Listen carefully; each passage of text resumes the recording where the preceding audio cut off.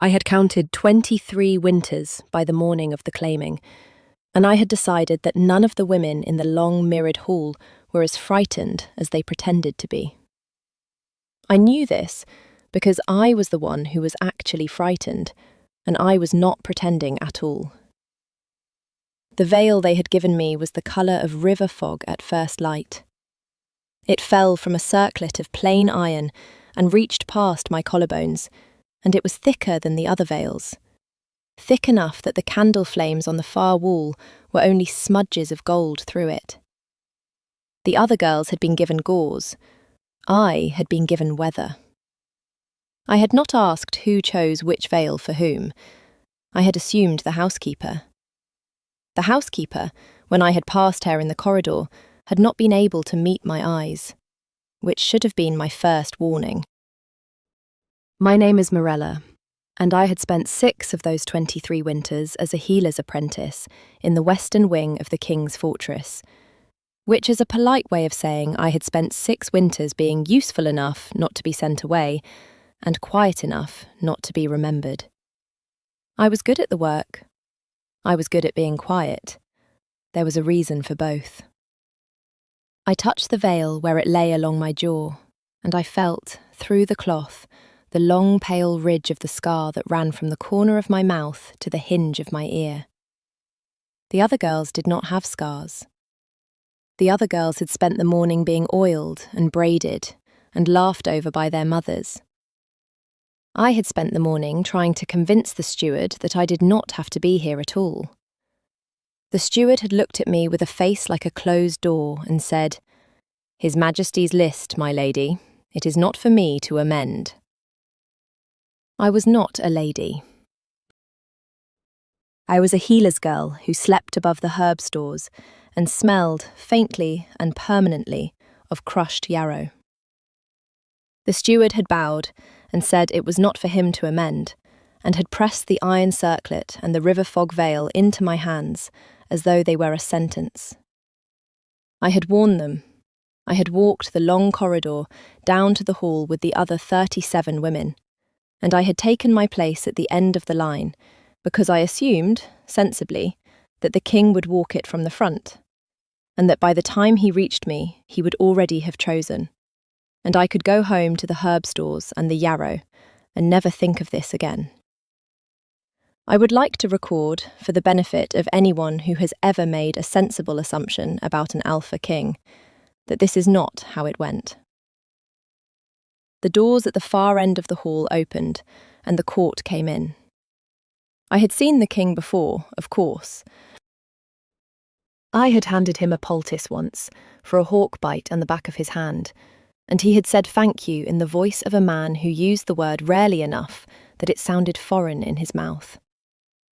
I had not been wearing a veil then, and he had not looked at my face for longer than the exchange required, which I had thought was kindness. Now, looking down the long hall through river fog, I watched him enter and revised the assumption. Torvald, called the Iron, stood half a head taller than any man in his court, and he carried his height the way some men carry a sword, as something they would prefer not to draw. He wore black, and the wolf crown of the Iron Territories, a thin band of dark metal that catches no light, and which I had always thought looked too heavy for any human neck. He looked, that morning, as though it weighed exactly what it weighed. He did not look at the line of women yet. He looked at his beater, a broad, red-haired man called Asmund, and Asmund said something low. The king did not answer. He moved to the head of the hall, stood with his back to us, and waited. I should explain, before what happened happens, that the claiming ceremony of the Iron Territories is not romance. It is law. Once a generation, the Alpha walks the line of presented daughters and lays his hand at the throat of one of them, and that woman becomes Luna. The veils are tradition, meant to ensure that the Alpha chooses the wolf, not the face.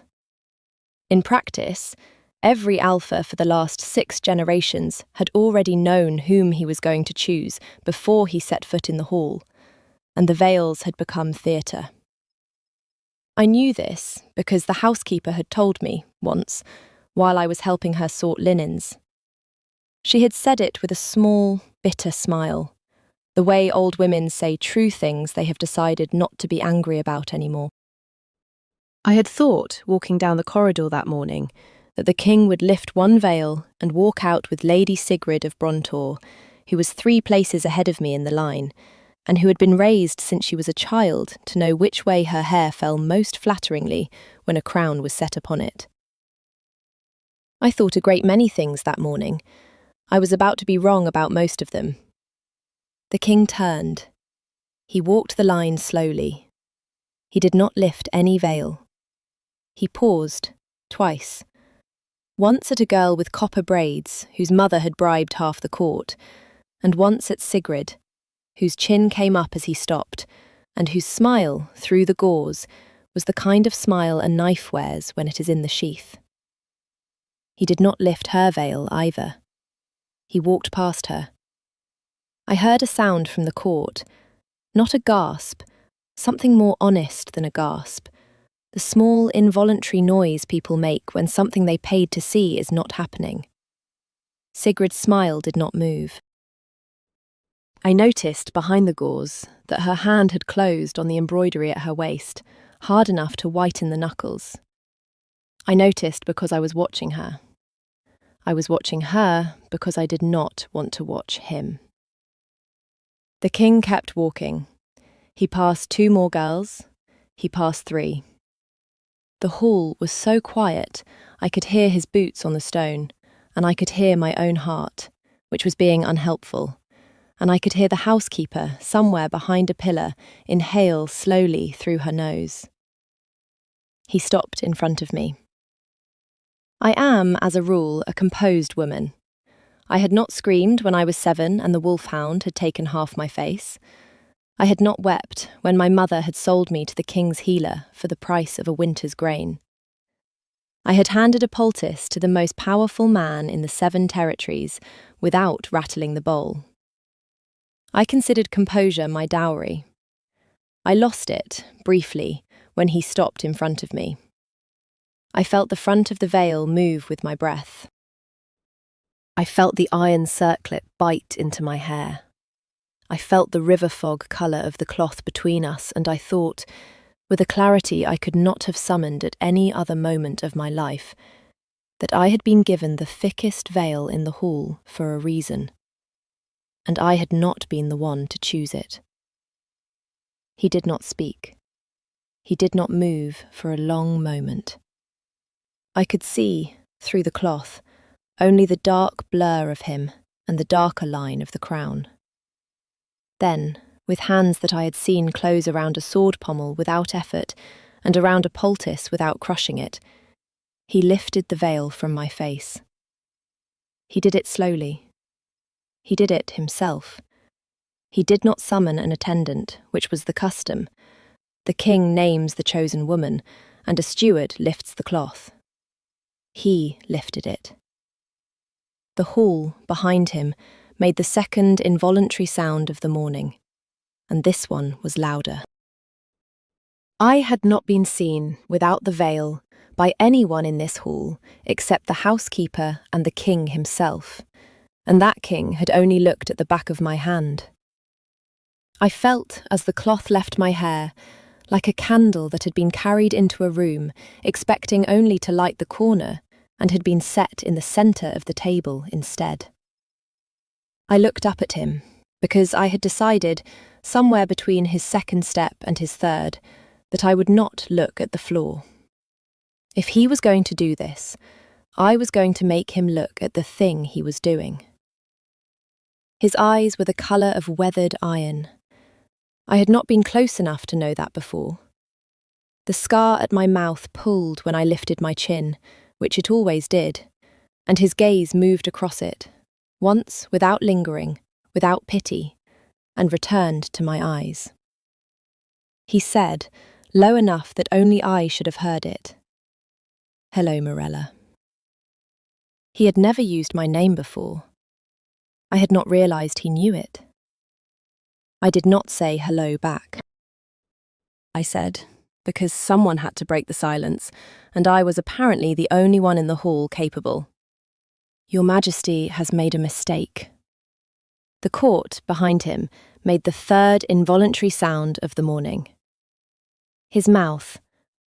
I had never paid attention to his mouth, and I will not begin now, except to record that it moved very slightly at the corner, twitched, and did not smile, and did not quite stop trying to. No, he said, I have not. He laid his hand at the side of my throat. He did not press. He did not grip. He set his palm there, the way one sets a sealed letter on a table. Deliberately, as if the gesture had been chosen long before the moment of doing it. And he turned his head to the court and said, in the voice that ran the Iron Territories, "This one, by name, Mirella of the Western Wing. Witness it." The hall did not applaud. The hall did not breathe. Sigrid of Brontor took one step forward and then thought better of it. I saw the step. I filed it. The king's hand left my throat. He offered me his arm. I had a brief, fierce, ridiculous moment of considering refusing it, just to find out what he would do.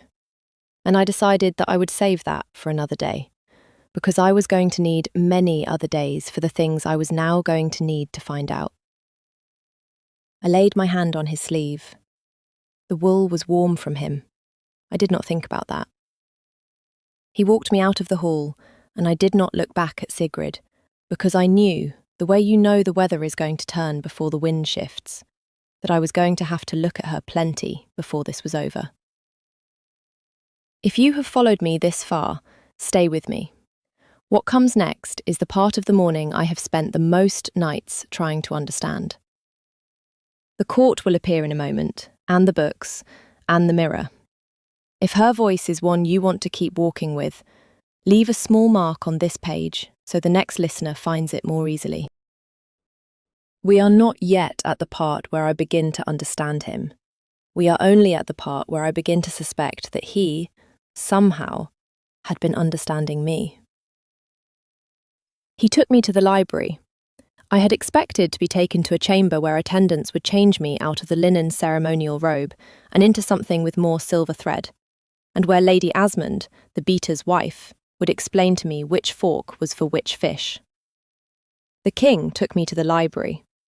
He took me past the chamber and past Lady Asmond, who looked at us with her mouth open, and he took me through a door I had walked past 100 times and had not, in 6 winters, been invited to open. He shut the door behind us. He did not bar it. I noted that he did not bar it. He stood with his back to it, and he looked at me as though he was finally permitted to, and he said, "You will want to ask me questions. Ask." I am told that healers' apprentices, when given permission by a king to ask any question they like, ought to ask politic ones. Mine were not. Why was my veil thicker than the others? He drew a slow breath. He said, "Because I asked the housekeeper to send you the thickest one in the chest, so that you could change your mind on the walk down and turn back, and I would not see your face refuse me in front of the court." I considered this. I said, "Did you choose the veil before or after you decided to walk past Lady Sigrid?" His mouth did the thing again. Before. How long before? 6 winters, he said. I had been a healer's apprentice in the western wing of his fortress for 6 winters. I sat down. There was a chair. I am grateful, in retrospect, that there was a chair. I sat in it, and I looked at him, and I said, "Explain." He explained. The first time he had seen me had not been the morning of the poultice. The first time he had seen me had been the morning my mother brought me to the fortress, 15 winters old, and bandaged across half my face. and he had been 21 and 3 months into a crown he had not wanted, and he had stood at a window in the upper gallery and watched me refuse to cry, while the steward haggled my price down with the healer. He had paid the rest of the price himself, out of his own coin, and had instructed the healer never to mention it. He had spent the next 6 winters, he said, making sure I was fed and warm, and never sent anywhere I did not wish to go, and had instructed the housekeeper that under no circumstances was I to be put in his path. He had been a man with a crown who saw a girl with a wound, and he was not going to be the kind of king his father had been. He had written my name on the claiming list himself 3 months ago, when his council had presented him with 37 daughters of noble blood and demanded he choose one. He had crossed it off twice and added it back 3 times. The last time he added it, he said, he had stopped pretending he did not know what he was doing. He had given the housekeeper the thickest veil in the chest because he wanted me to have one last way out, and he had been prepared to walk past me if I had not been wearing it. I had been wearing it. He had not walked past me. I sat in the chair in the library, in a robe of unfamiliar linen, and I tried to assemble all of this into a shape my mind could carry. I was not, on the whole, succeeding. He said, "I owe you nothing of yours." I looked up. "Your face," he said, "your past, your time, your choosing. I have not earned any of it. My wolf decided what he decided 15 winters ago, and I have spent 15 winters trying not to let it cost you anything. If you wish to walk out of this room and never enter another, the door is not barred." I noticed, again, that the door was not barred. I said, "Why did you do it in front of the whole court?" He said, very quietly, "Because if I had done it in private, you would have spent the rest of your life wondering whether I was ashamed of you. I would rather the court hate me than have you wonder." I have been told, by women who have been in love and have admitted it cleanly, that there is a particular silence one falls into after a thing one cannot answer has been said. I did not know about that silence before. I learned it then. He did not press. He waited. The library was very warm and smelled of old parchment and the resin of the firewood he favoured, and I noticed that there were 6 books on the small table at his elbow, and all of them had ribbons in them, and 3 of the ribbons were River Fog Grey. I said, "What are the books?" He turned, slowly, as though he had hoped I would not ask. He picked up the topmost one. He said, "Healers' compendiums, from the southern abbeys, the northern ones, the ones in the old tongue I cannot read." "For me?" "For you," he said. "I did not know how to give them to you without explaining why." I stood up. My knees, I will record, were doing something I did not approve of. But I stood up. I crossed the rug. I picked up the topmost book. It was thicker than my veil had been. I held it for a long moment, and I did not look at him. "Torvald," I said. I had never used his name. I felt him register it, the way a hearth fire registers a window opening across the room. "You have made one error," I said. I felt him brace.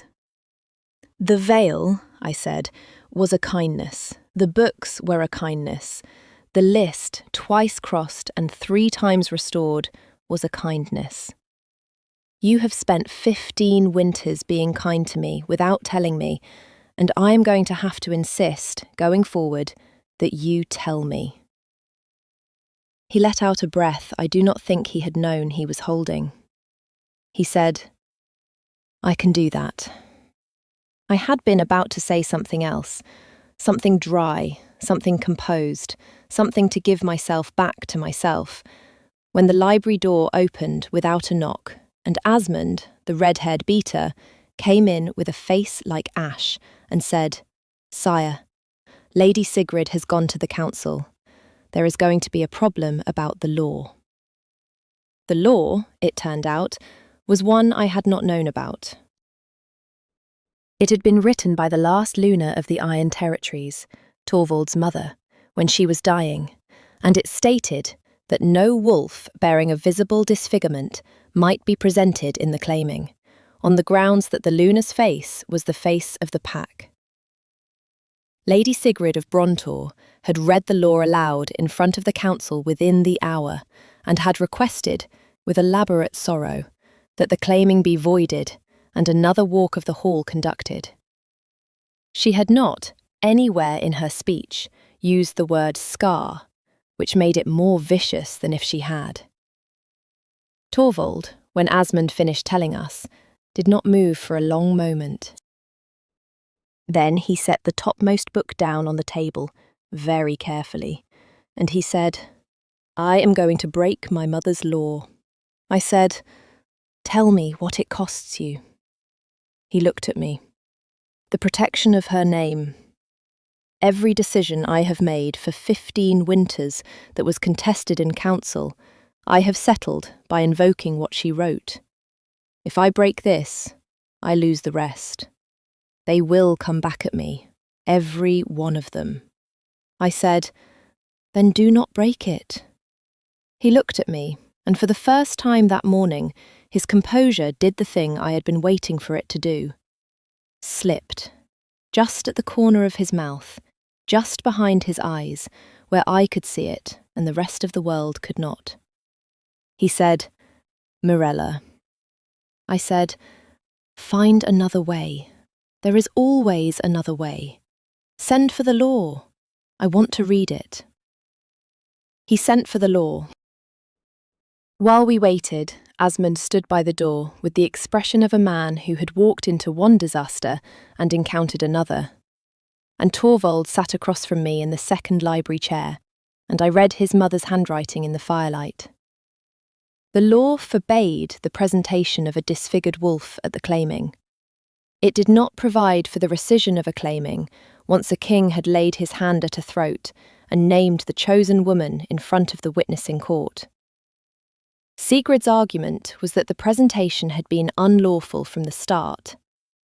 My argument, and I read it twice to be sure, was that the law forbade the presenting, not the chosen.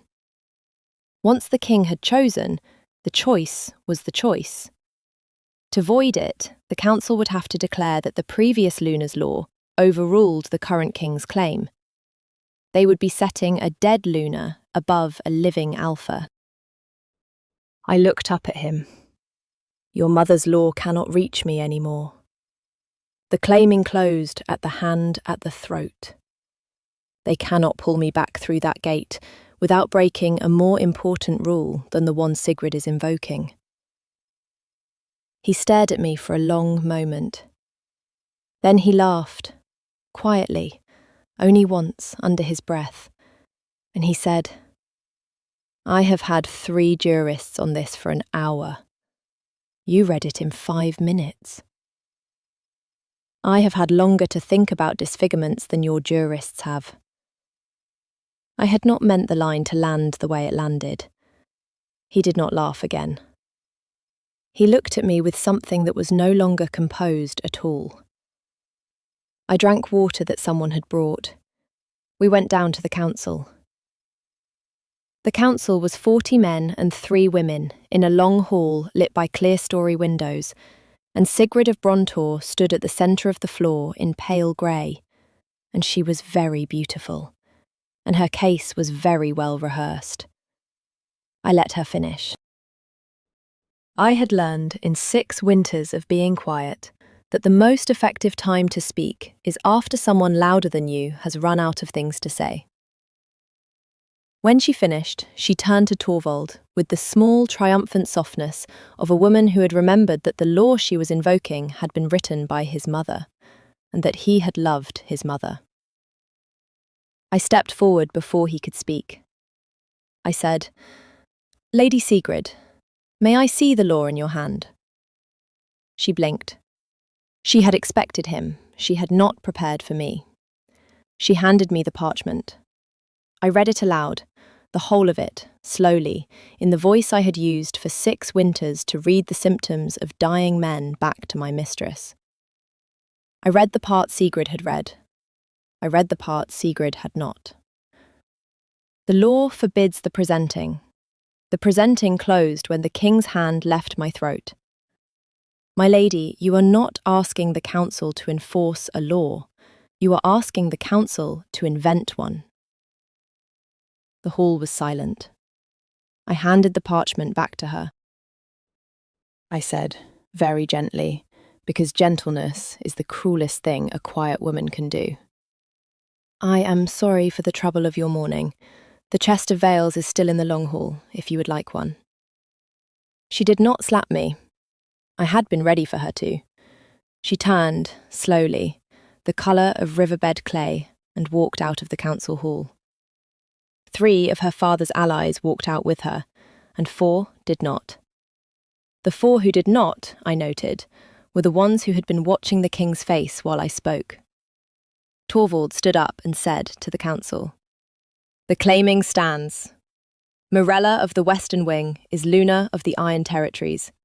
Anyone who wishes to argue this with my mother's ghost may do so on their own time." The hall, for the 3rd time that morning, made a sound that was not quite a gasp. We went back to the library. He did not speak until the door was closed.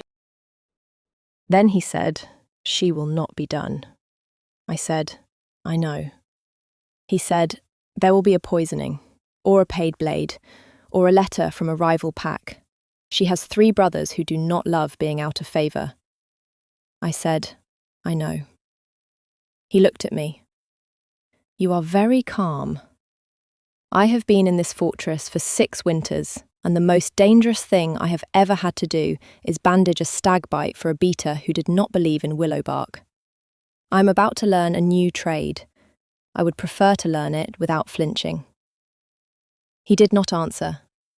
He picked up the silver hand mirror from the table beside the books, a small thing, the size of my palm, with a back face of solid silver and no glass on the other side at all, and he held it out to me. I had not noticed it before. I took it, I turned it over. There was no glass. There was only a smooth disc of silver where a reflection should have been. I looked up at him. He said, "I had it made for you in the 2nd winter. When the healer told me you had begun refusing to use the polished pans, I thought, if you were going to refuse to look at yourself, I would at least make sure no one in your wing could hand you a reflection by accident. I never gave it to you. It seemed too much like a confession." The mirror was warm in my hand from his. I said, "Torvald." He said, "Yes." I said, "Kiss me." I had not intended to ask for that. I had intended, I think, to ask him something else. About Sigrid, about the council, about the 4 men who had stayed. But I had been holding the silver disc that had no glass in it, and I had been thinking about a man who had spent 15 winters making sure I did not have to look at myself. And the sentence that came out of my mouth was a different one. He crossed the rug. He stopped a careful pace away. He set his hand at the side of my throat, where he had set it before, in the long hall, in front of the court, and this time it was not law. This time it was only him. He kissed me. I cannot describe it. I have tried, in the month since, and everything I have on a page about it is the wrong words. What I will say is this. I had spent 23 winters being a woman the world had decided to look away from, and in the space of one quiet morning, a man with a crown had decided, in front of his entire court, to look directly at me. And now, in a library that smelled of resin and parchment and a fire he had built himself, he was telling me without words that he had been looking the whole time. Something I had been carrying for 15 winters set itself down in me, and I did not pick it back up. When he drew back, he set his forehead against the side of my hair, where the veil had been, and he breathed out once, and he said my name. Only my name, the way one says a word one has been saving. And that was the end of the part of the morning I have spent the most nights trying to understand. 3 months later, by the law of the Iron Territories, I was crowned Luna in the long hall, beneath the wolf throne, in a dress the colour of river fog. Sigrid of Brontor was not in attendance. Her father had been quietly stripped of his border holdings after a letter of his, a letter to a rival pack about the weakness of the new Luna, had been intercepted by Asmund, who had been waiting for it. Sigrid herself had been sent to a southern abbey to study, the council had said, the law. I imagined she was finding the law difficult. The 4 men who had stayed when she walked out of the council had become my council. 3 of them were older than my mother had been when she sold me. One of them, on the morning of the crowning, walked the length of the long hall with a small chest in his hands and laid it at my feet and said, "From the chest of veils, my lady. I thought you might like to choose this time." I chose the thinnest one. Torvald, when I came into the hall, was already turning. He had not, this time, made me walk to him. He had walked halfway down the line of no one to meet me. His court, my court, was watching, and he did not, this time, lift the veil himself. He waited for me to. I lifted it. I will record, for the benefit of anyone who has ever wondered whether a king can be made to laugh in public, that the king of the Iron Territories laughed. Quietly, only once, low in his chest, when I lifted my own veil in front of his entire court. The court did not gasp this time. The court applauded. In the library that night, after the wine and the music and the long table where the 4 old men of my council had drunk to my health with the seriousness usually reserved for funerals, Torvald set the silver disc down on the table between us, the one with no glass. He said, "Do you want me to have a mirror made?" I picked it up. I turned it over. I looked at the smooth, blind, silver face of it, and I thought about 15 winters of being looked at by the only person whose looking I had ever wanted. And I set it back down. "No," I said. "I have one." He smiled, properly this time, all the way, and outside the window the wolves of the Iron Territories were calling to each other across the snow. And I was 23 winters old, and I had been recognised, and I was going to spend the rest of my life being looked at without flinching. Tell me, did you see it coming? The moment with the veil? Or was it the mirror, or the list, or the 4 old men that gave it away? I would like to know which part stayed with you. Stay a while in the comments. Leave a small mark on this page so the next listener finds her way to it. And if her voice is one you would like to keep walking with, you know where to find more of her. Until then, keep warm. There is weather coming. She thought the thick veil was the housekeeper's mistake. She thought the king would choose Lady Sigrid. She thought she would walk home to the herb stores and never think of this morning again. She was wrong about every part of it. And the part she was most wrong about was not the veil, or the king, or the choice he was about to make in front of his entire court.